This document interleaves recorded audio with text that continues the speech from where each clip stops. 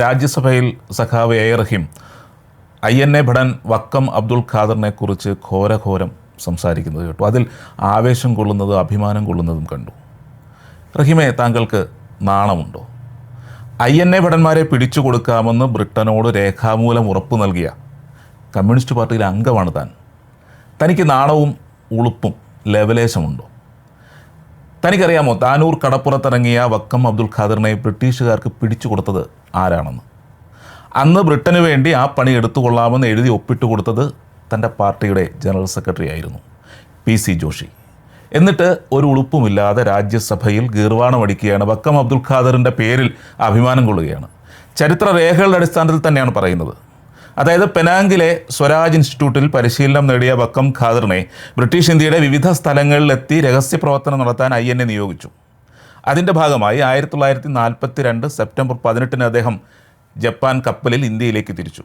താനൂരിനടുത്ത് നങ്കൂരമിട്ട കപ്പലിൽ നിന്നും വായു നിറച്ച ഈ ചെറിയ വഞ്ചി കയറി അദ്ദേഹം ഉൾപ്പെടെയുള്ള 5 പേർ അന്ന് കടപ്പുറത്തിറങ്ങി.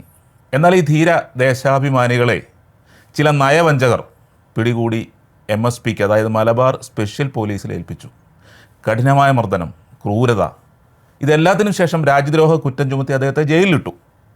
വക്കം അബ്ദുൽ ഖാദറിൻ്റെ ശരീരത്ത് മർദ്ദനമേറ്റ് നുറുങ്ങാത്ത ഒരു ഇഞ്ച് പോലും ഉണ്ടായിരുന്നില്ല. കോടതിയിൽ വധശിക്ഷ വിധിച്ച ജഡ്ജിയോട് ഇനിയൊരു ജന്മമുണ്ടെങ്കിൽ എൻ്റെ മാതൃഭൂമിക്ക് വേണ്ടി പ്രവർത്തിക്കും എന്ന് പറയുകയല്ല, അദ്ദേഹം അലറുകയായിരുന്നു. ഒടുവിൽ 1943 സെപ്റ്റംബർ 10 വക്കം അബ്ദുൽ ഖാദറിനെ ബ്രിട്ടീഷുകാർ തൂക്കിലേറ്റി.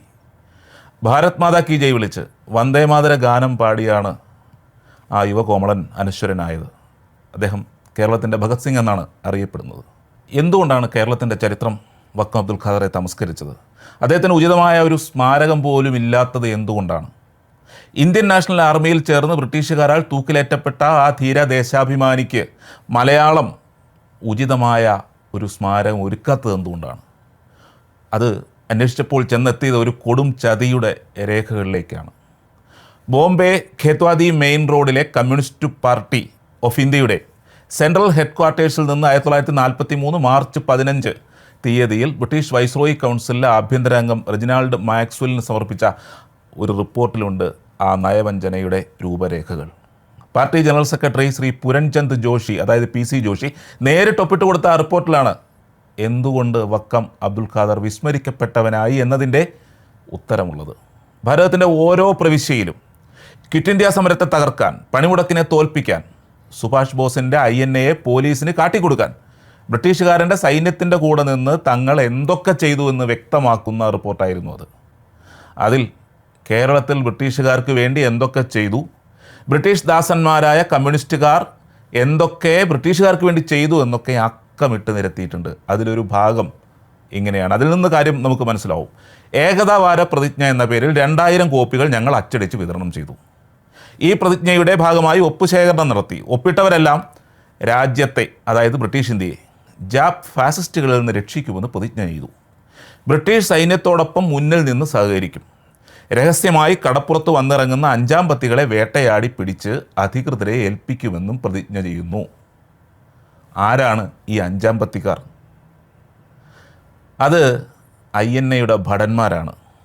നമ്മുടെ നേതാവല്ലി ചറ്റ ജപ്പാൻകാരുടെ കാൽനക്കി എന്ന് സുഭാഷ് ചന്ദ്രബോസിനെ വിളിച്ച ചെറുകാട് ഗോവിന്ദ പിഷാരടി കമ്മ്യൂണിസ്റ്റുകാരനായിരുന്നു. അവരാണ് 5-ാം പത്തികൾ, ജാപ്പിൻ കൂട്ടക്കാർ, അവരാണ് 5-ാം പത്തി തലവൻ ബോസിൻ കൂട്ടക്കാർ എന്ന് എഴുതിച്ചതും കമ്മ്യൂണിസ്റ്റുകാരായിരുന്നു. INAക്കാർക്ക് നൽകിയ പേര് 5-ാം പത്തികൾ, സായുധ സ്വാതന്ത്ര്യ സമര സേനാനികൾക്ക് നൽകിയ പേര് വഴിതെറ്റിയ ദേശാഭിമാനികൾ, ക്വിറ്റ് ഇന്ത്യ സമരഭടന്മാർക്ക് നൽകിയ പേര് സ്ട്രഗിൾ വാലാസ്. ബ്രിട്ടീഷ് സൈന്യത്തിൻ്റെ അപദാനങ്ങൾ പാടി കോളങ്ങൾ എഴുതാമെന്ന് സമ്മതിച്ച് പേപ്പർ അനുവദിക്കണമെന്ന് ആവശ്യപ്പെടുന്നത് മലയാളത്തിൽ പ്രസിദ്ധീകരിക്കുന്ന ദേശാഭിമാനിക്ക് വേണ്ടി. കമ്മ്യൂണിസ്റ്റുകാരെ INAക്കാർ വിളിച്ചത് എന്താണെന്ന് റഹീമിന് അറിയാമോ?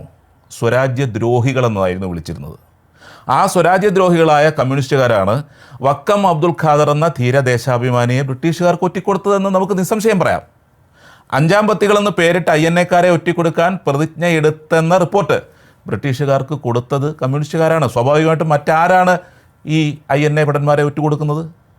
ജയിലിൽ കിടക്കുന്ന എല്ലാ പാർട്ടി നേതാക്കളെയും അംഗങ്ങളെയും വിട്ടയക്കണമെന്ന് ആവശ്യപ്പെട്ടുകൊണ്ടാണ് ഈ റിപ്പോർട്ട് സമർപ്പിച്ചിരിക്കുന്നത്. റെജിനാൾഡ് മാക്സ്വെല്ലിന് P C Joshi, A K ഗോപാലനും ഇ കെ നായനാരും എ വി കുഞ്ഞമ്പുവും ഇമ്പിച്ചി ബാവയും എല്ലാം ഈ വിട്ടയക്കപ്പെടേണ്ടവരുടെ പട്ടികയിലുണ്ട്. തിരുവിതാംകൂറിൽ ദേശാഭിമാനിയുടെ വിലക്ക് നീക്കണമെന്നും ആവശ്യപ്പെടുന്നുണ്ട്. വിലക്കില്ലാത്ത ഇടങ്ങളിൽ ദേശാഭിമാനി ബ്രിട്ടീഷുകാർക്ക് വേണ്ടി ചെയ്ത കൃത്യങ്ങൾ, അതായത് ക്വിറ്റ് ഇന്ത്യ സമരത്തെ പൊളിക്കാൻ ചെയ്ത കാര്യങ്ങൾ അക്കമിട്ട് നിരത്തുന്നുണ്ട്. ഇങ്ങനെയും ഒറ്റുകാരുണ്ടോ? കൊടും ചതിയന്മാരുണ്ടോ? നയ വഞ്ചകരുണ്ടോ? ഇതൊക്കെ ചെയ്തിട്ടും ഇവനൊക്കെ നാണമുണ്ടോ? ഉളുപ്പുണ്ടോ? ബ്രിട്ടീഷ് സാമ്രാജ്യത്തിൻ്റെ ഒറ്റുകാരായി നിന്നിട്ട് ആ നയ്യന്നെ ഭടന്മാരെ ഒറ്റുകൊടുത്തിട്ട് സഭയിൽ പ്രസംഗിക്കുകയാണ്, വക്കം അബ്ദുൽ ഖാദറിൻ്റെ പേരിൽ അഭിമാനിക്കുകയാണ്. റഹീമേ, കുറച്ചൊക്കെ ചരിത്രം പഠിക്കണം, ഒരല്പം ഉളുപ്പ് വേണം.